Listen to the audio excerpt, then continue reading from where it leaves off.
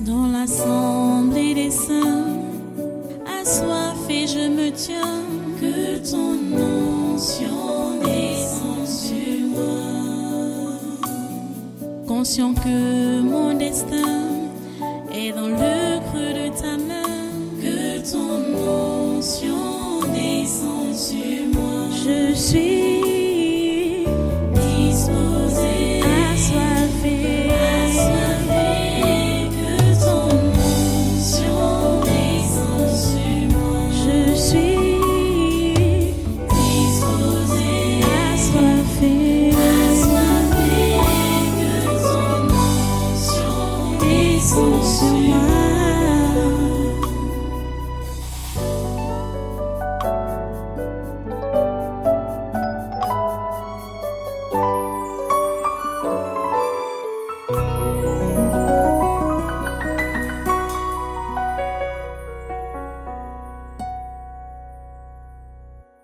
Alléluia. Voilà, prends ta Bible. Nous allons continuer notre enseignement aujourd'hui. La voie de sortie de l'homme, du genre humain. La voie de sortie est là. Le genre humain a été dépravé.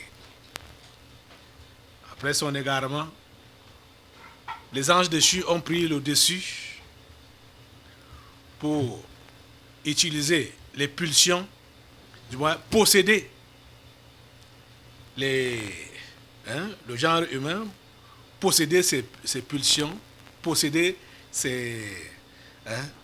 être pour l'utiliser à leur guise et non plus comme Dieu a prévu. Allons dans Romains, on va toujours dans Romains. Aujourd'hui, on va lire à partir du verset 8. J'ai dit quoi? À partir du chapitre 8. Le chapitre 8, à partir du verset 1. Romains chapitre 8, c'est ça que je veux dire. Romains chapitre 8, à partir du premier verset. Je vous assure que c'est un privilège que d'être un enfant de Dieu. Mais on a des problèmes avec la religion. La religion dérange. La religion gâte tout. Mais l'évangile sauve. C'est-à-dire la bonne nouvelle de Jésus-Christ, c'est ça qui sauve. Et ça qui libère. Ok. Je vais lire à partir du verset 1, donc, Romains chapitre 8.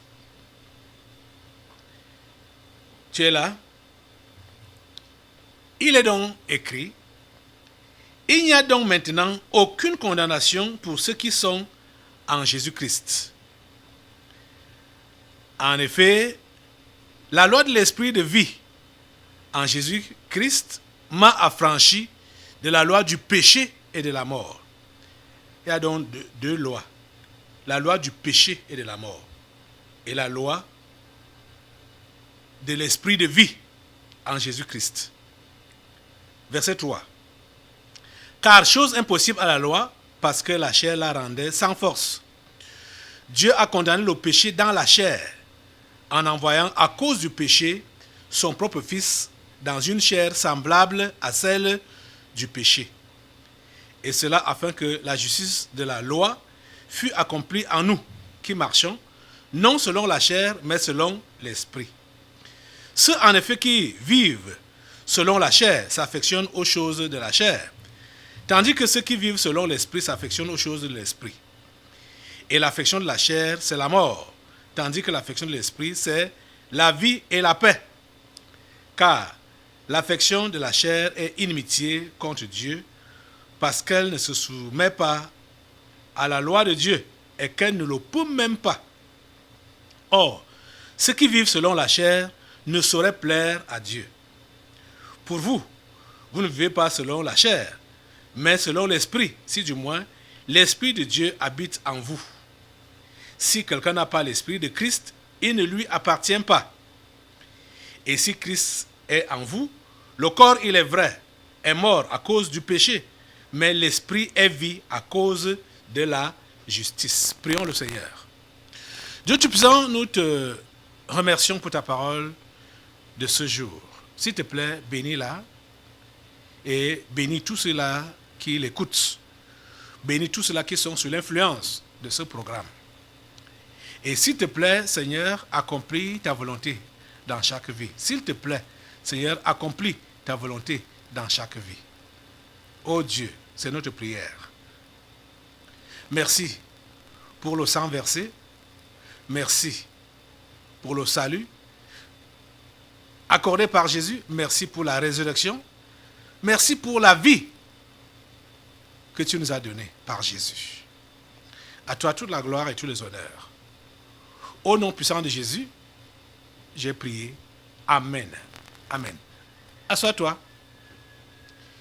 Et une fois de plus, soyez les bienvenus à ce congrès du surnaturel de ce 13 avril 2023. Nous continuons cet enseignement. La voie de sortie du genre humain. Tous ont la possibilité de sortir de l'esclavage. Nous avons vu dimanche passé que, étant affranchi du péché et devenu esclave de Dieu, vous avez pour fruit la sainteté et pour fin la vie éternelle. Nous sommes devenus esclaves de Dieu. Ayant été affranchis du péché, vous êtes devenus esclaves de la justice. Le verset 18 et le verset 22. Je suis dans Romains 6.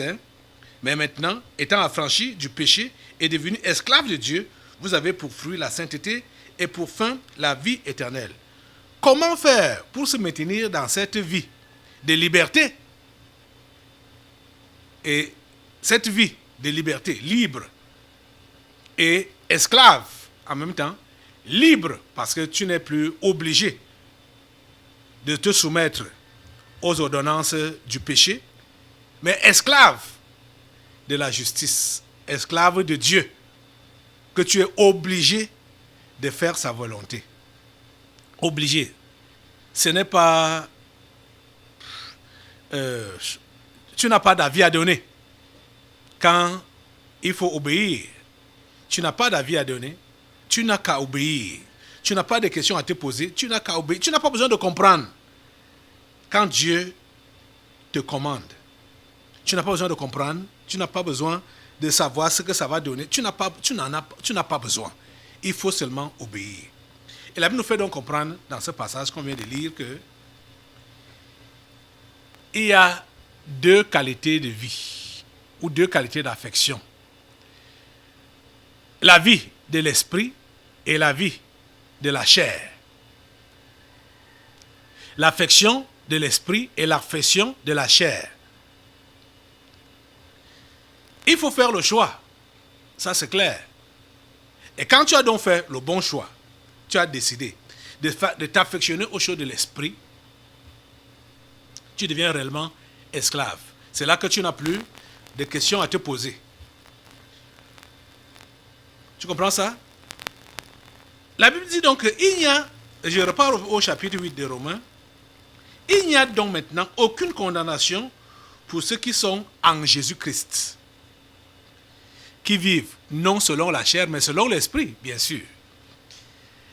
Pourquoi? Verset 2. En effet, la loi de l'esprit de vie en Jésus-Christ m'a affranchi de la loi du péché et de la mort. Il y a donc deux lois.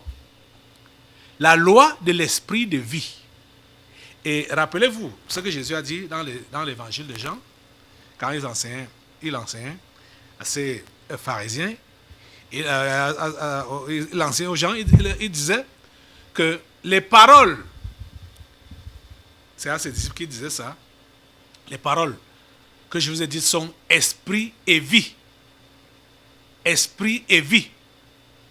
C'est la parole de Dieu qui est la vie. Lui-même, il a dit, je suis le chemin, la vérité et la vie. Donc, la parole de Dieu, c'est ça qui est enrobé. Quand c'est enrobé de l'esprit de Dieu, la parole de Dieu, enrobé de l'esprit de Dieu, ça produit la vie. Comprenez?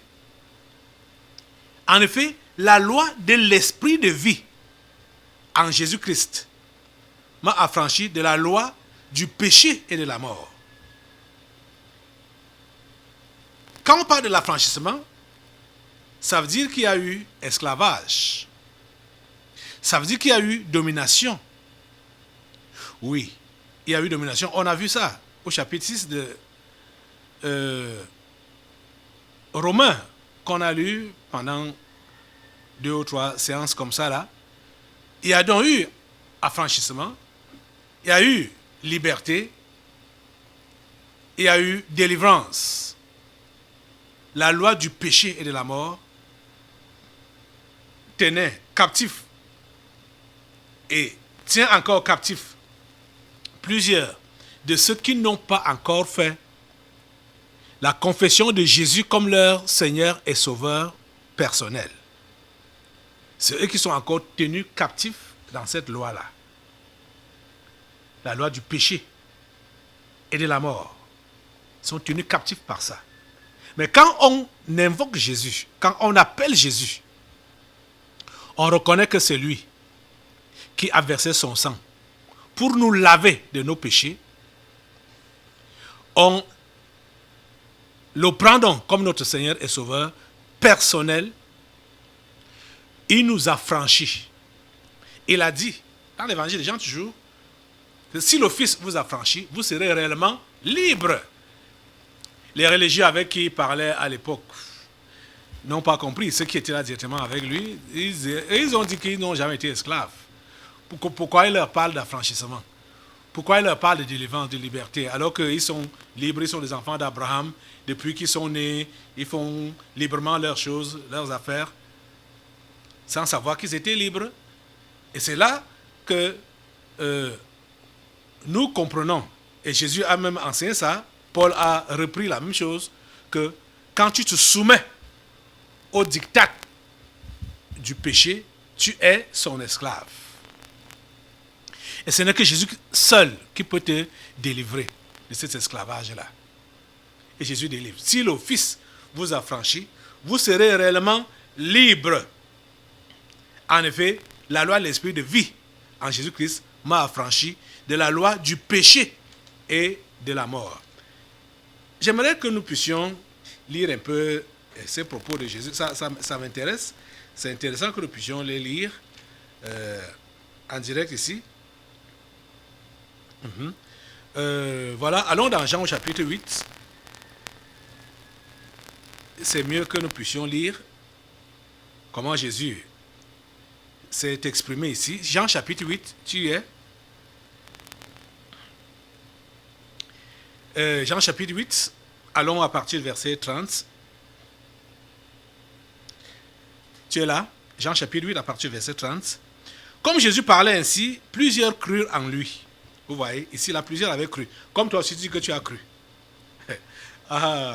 Mais quand Jésus va aller en profondeur, là, c'est là qu'on verra que beaucoup de ceux qui disaient là qu'ils ont même cru, ils n'avaient pas cru. Ils faisaient la religion. Et c'est ce qui se passe avec plusieurs parmi vous. Vous faites la religion et vous dites que vous avez cru, vous êtes né de nouveau. Hein? Vous parlez en langue, machin, tout ça là. Pourtant, quand Jésus va dans les profondeurs là, vous n'êtes pas capable de saisir la profondeur de son enseignement. Comme Jésus parlait donc ainsi, plusieurs crurent en lui, verset 30. Verset 31, et il dit aux Juifs qui avaient cru en lui, si vous demeurez dans ma parole, vous êtes vraiment mes disciples. Ouais. Si vous demeurez dans ma parole, vous êtes vraiment mes disciples. Verset 32, vous connaîtrez la vérité et la vérité vous affranchira. Quand vous demeurez dans ma parole, vous êtes vraiment mes disciples, vous connaîtrez la vérité et la vérité vous affranchira. Ils lui répondirent, nous sommes la postérité d'Abraham et nous ne fûmes jamais esclaves de personne. Comment dis-tu, vous deviendrez libres? Jésus reprend, en vérité, je vous le dis, leur répliqua Jésus, quiconque se livre au péché est esclave du péché. Or, l'esclave ne demeure pas toujours dans la maison. Le Fils y demeure toujours. Verset 36. Si donc le Fils vous a franchi, vous serez réellement libre. Vous comprenez? Voilà ça que Jésus dit ici.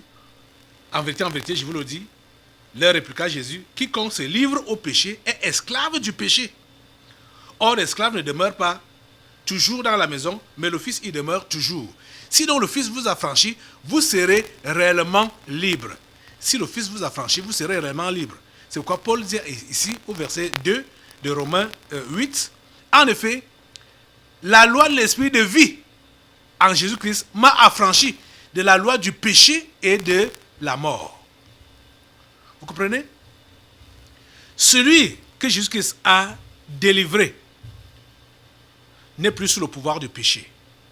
Je le disais l'autre jour que le péché n'a pas le pouvoir sur l'humain, même celui qui n'est pas encore converti. Parce que le péché est animé par quoi? Le péché est animé par les anges déchus, qu'on appelle les démons. C'est ça qui lui donne la force, le pouvoir. Or, Dieu a créé l'homme au-dessus des démons. L'homme est fait à l'image de Dieu. Il est fait à l'image, donc il est au-dessus des démons, il est au-dessus des anges déchus. Vous comprenez? C'est le péché à cause du pouvoir. Comme ces démons-là ont enveloppé donc, ces mauvais comportements et lui ont donné l'impression d'être au-dessus, du moins d'être plus fort que l'homme. C'est pour cela que l'homme cède. Or, il faut que l'homme soit au courant, qu'il sache qu'aucun démon n'est plus fort que lui. Même pas le diable. Le diable, c'est un ange déchu. Je parle de l'homme d'une manière générale. Doit savoir qu'aucun ange déchu, aucun démon n'est plus fort que lui. Donc, même si les démons utilisent n'importe quoi, ils ne peuvent pas te dominer. Il faut que tu le saches. Bon. Et si tu es donc devenu enfant de Dieu, tu dois comprendre, c'est-à-dire si tu as reçu Jésus-Christ comme ton Seigneur et Sauveur personnel, tu dois donc comprendre que le Seigneur t'a restauré la nature que tu avais, du moins, je veux dire, la nature que l'homme avait avant sa chute, avant le péché. Tu as été restauré. C'est par Jésus que nous sommes restaurés. C'est ça que j'appelle la voie de sortie du genre humain. Le Seigneur nous a restaurés par sa mort et sa résurrection. Ce n'est pas par sa mort seule.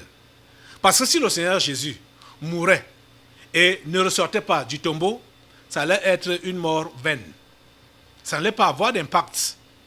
Sa mort a de la valeur parce qu'il a vaincu cette mort-là. Il a vaincu la mort. Parce que quand il est mort, il a été enterré. Il a combattu contre la mort, l'a attaché et l'a laissé dans le tombeau et il est sorti vivant. Vous voyez? C'est là qu'il a eu le dessus.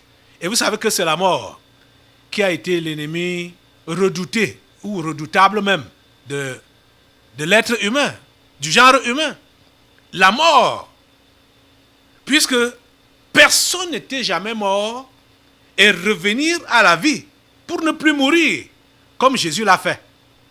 Ce qui fait que la mort était un mystère incompréhensible pour les humains. C'est la raison pour laquelle vous allez voir que ceux qui ne connaissent pas Dieu continuent à mystifier la mort. Ils continuent à mystifier la mort. Pourquoi? Parce qu'ils ne savent pas que la mort n'a plus de pouvoir. Il y a de cela 2000 ans aujourd'hui. Jésus l'a dépouillé de son pouvoir, du mystère ou du mysticisme qui le couvrait, qui la couvrait. Jésus a dégagé cela par sa résurrection. Jésus vit. Jésus vit. Si Jésus est mort pour toi, et s'il vit maintenant pour toi, tu dois avoir tellement confiance en lui, de façon que tout ce qui peut essayer de menacer ta vie, tu dois savoir qu'il y a quelqu'un qui est au-dessus de cela, au-dessus de toi et au-dessus de cette situation ou de ce démon qui est prêt à te délivrer et qui t'a même délivré. C'est pourquoi, à chaque situation, c'est son nom que tu dois invoquer. À chaque situation. Donc, ceux-là qui sont réellement imprégnés de Jésus, là, c'est le nom de Jésus qui va toujours sortir de leur bouche quand ils se sentent menacés, quand ils se sentent attaqués. Ils ne vont pas s'exclamer comme les païens là, oh merde, oh machin, dire des histoires, oh ma mère, oh mon père, oh papa, oh maman, machin. Ton père et ta mère ne peuvent rien te faire. Hein? Oh putain, machin. C'est des exclamations bizarres, sales. Hein? C'est pas ça que tu dois dire en tant que chrétien. Quand tu es chrétien, et si tu es donc embarrassé par une situation, ce que tu dois faire, c'est d'invoquer le nom de Jésus.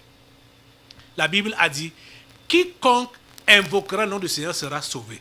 Ce nom-là de Jésus doit être sur vos lèvres à tout moment. Ça doit être sur vos lèvres à tout moment. Vous comprenez ça? C'est ce nom-là qui sauve. Quiconque invoquera le nom du Seigneur sera sauvé. C'est le nom de Jésus qui sauve. C'est un nom puissant que Dieu a donné à l'humanité entière et à toi, chrétien, particulièrement. Ce nom de Jésus. Le nom de Jésus est au-dessus de ton nom. Tu dois l'invoquer. Tu dois l'appeler quand tu es en difficulté ou quand tu es même dans la joie. Quelle que soit la situation, c'est ce nom qui doit être sur tes lèvres. Pour le chanter, tu comprends? Le nom de Jésus. En effet donc, la loi de l'esprit de vie en Jésus-Christ m'a affranchi de la loi du péché et de la mort. Cette loi de l'esprit de vie en Jésus-Christ doit continuer à fonctionner en nous. Vous comprenez?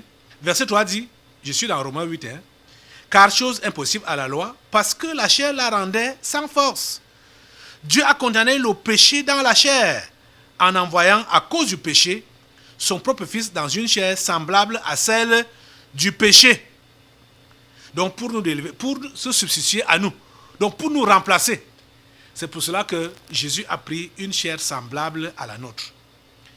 Et quand il a été donc crucifié à la croix, c'est le péché qui a été crucifié à la croix comme ça.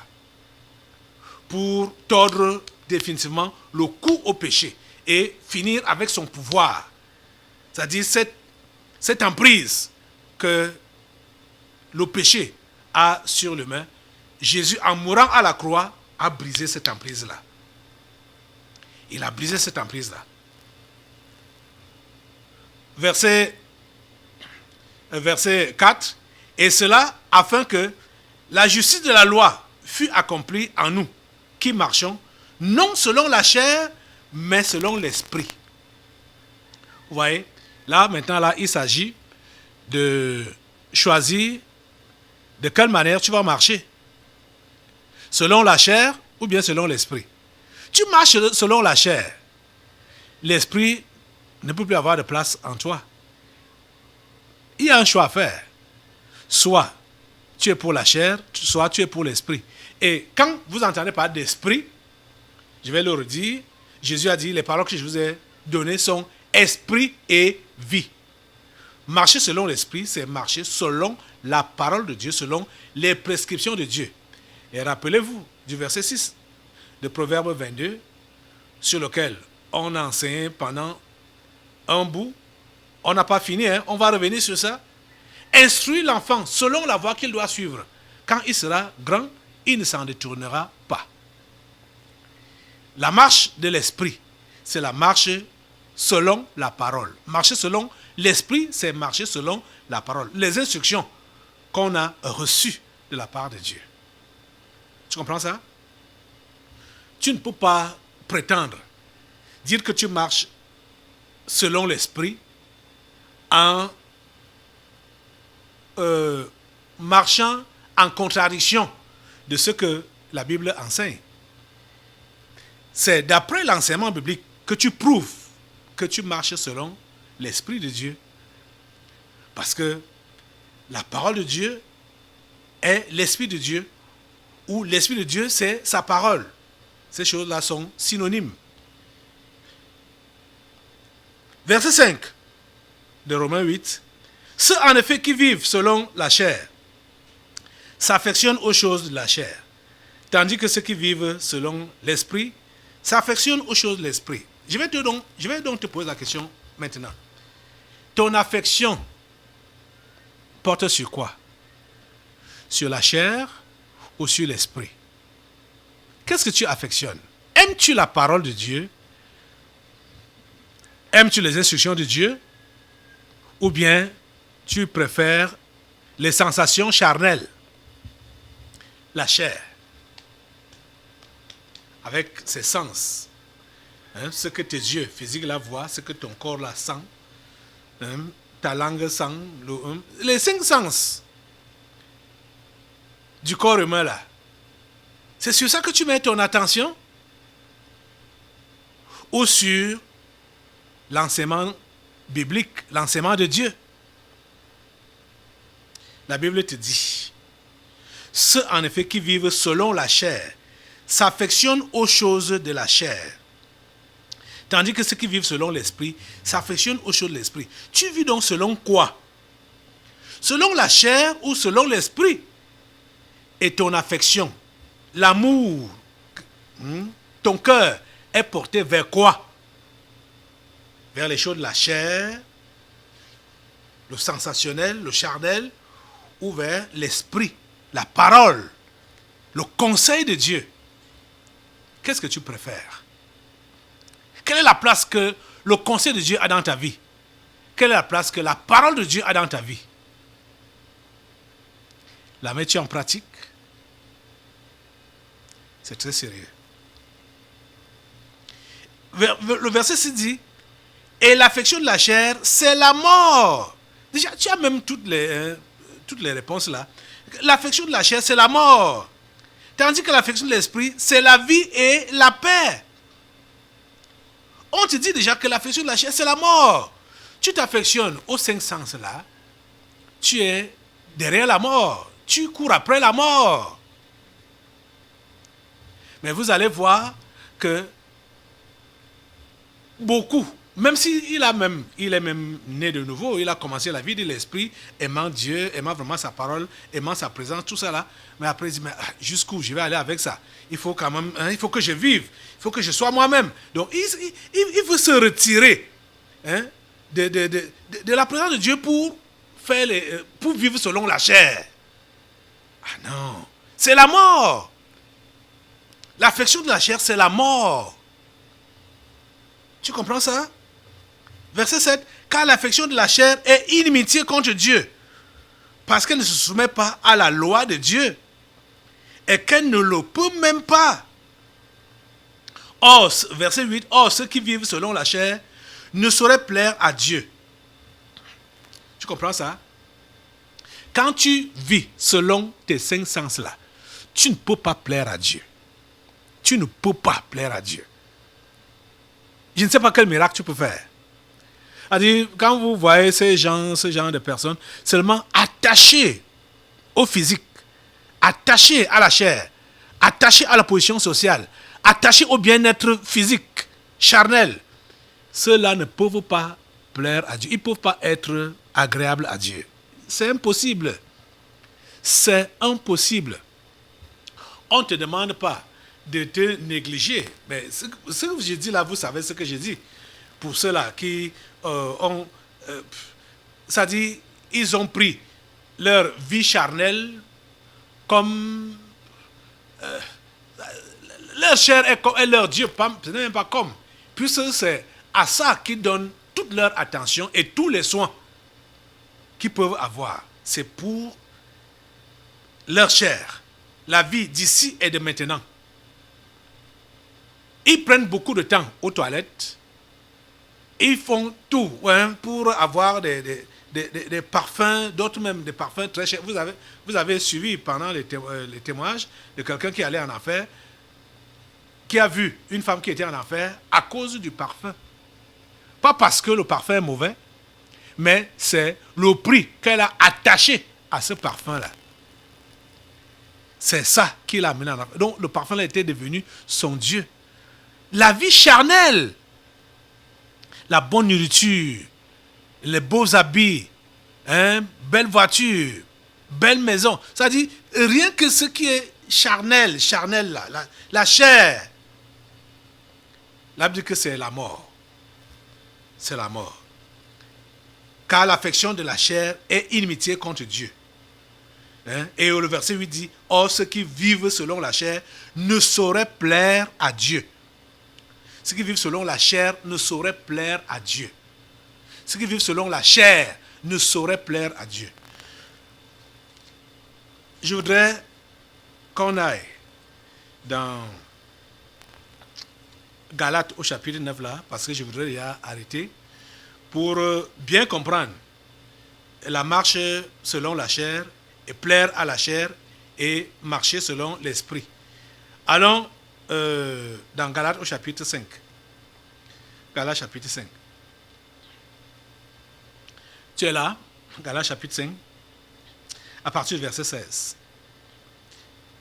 Je dis donc, marchez selon l'esprit et vous n'accomplirez pas les désirs de la chair. Car la chair a des désirs contraires à ceux de l'esprit et l'esprit en a de contraires à ceux de la chair.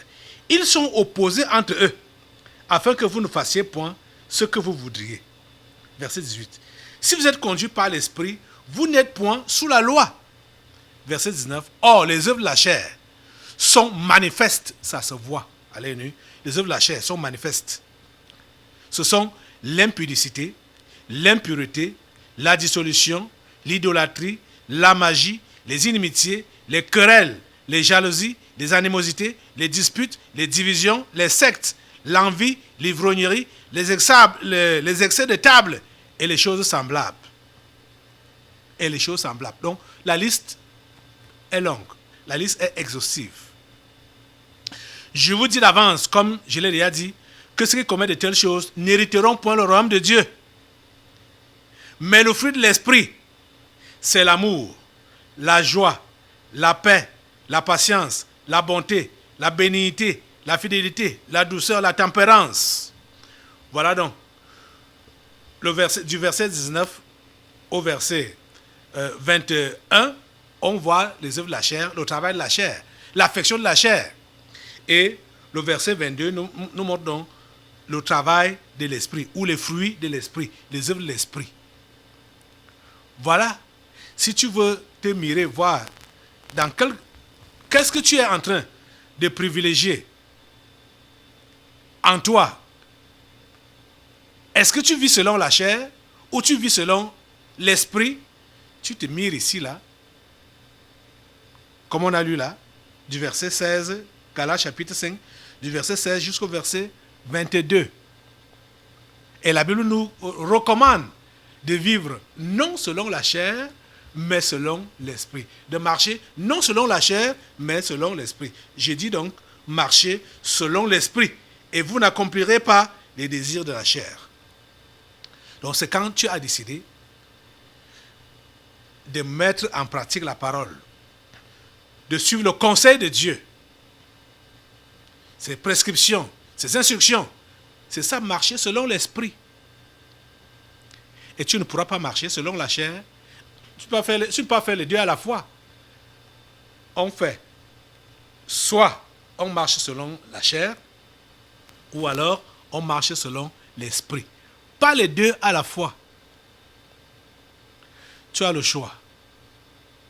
Aujourd'hui encore, tu es interpellé à faire le choix.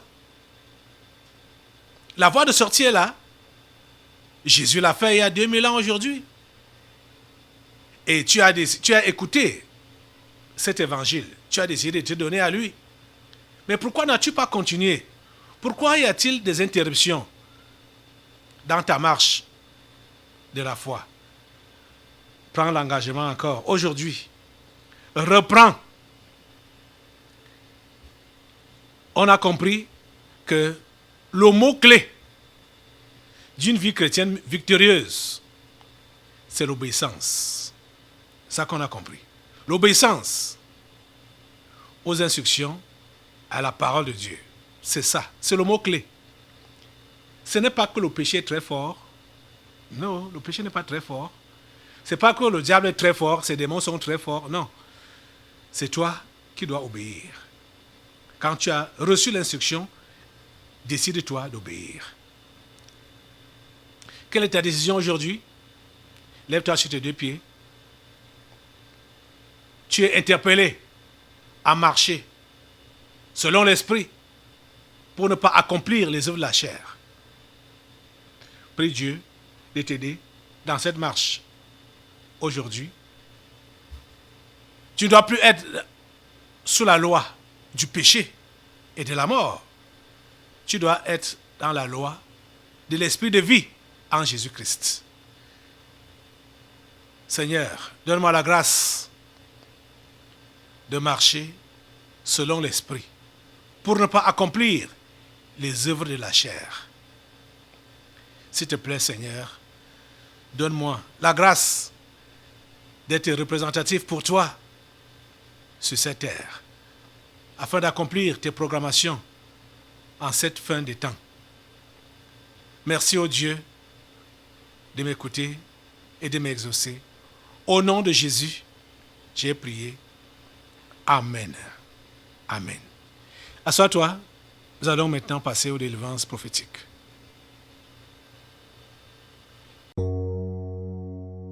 Dans l'assemblée des saints, assoiffé je me tiens, que ton onction descende sur moi. Conscient que mon destin est dans le creux de ta main, que ton onction descende sur moi. Je suis disposé, assoiffé, que ton onction descende sur moi. Je suis disposé, assoiffé, que ton onction descende sur moi.